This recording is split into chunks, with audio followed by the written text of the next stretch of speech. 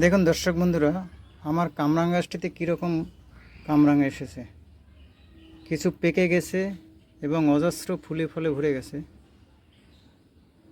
দেখুন ওই পাশে একটি ঘুঘু এসে খাবার খাচ্ছে, মাঝে মধ্যেই আসে এরা। দেখুন কামরাঙা গাছটি, অজস্র ফুল এবং ছোট ছোট ফল, 12 মাসি কামরাঙা এবং মিষ্টি কামরাঙা, খুব সুন্দর খেতে। ফুলে ফুলে ভরে গেছে, ফুল ফলে পুরো ডাল ভরে গেছে।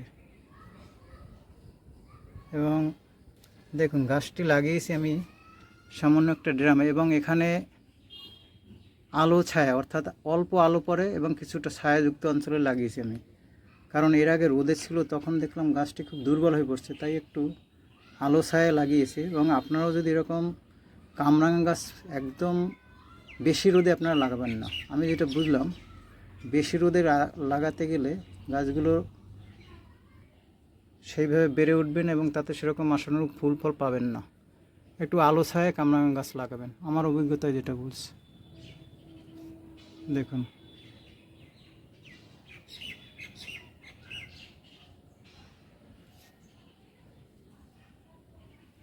ঠিক আছে দর্শক বন্ধুরা, ভালো থাকুন, সুস্থ থাকুন।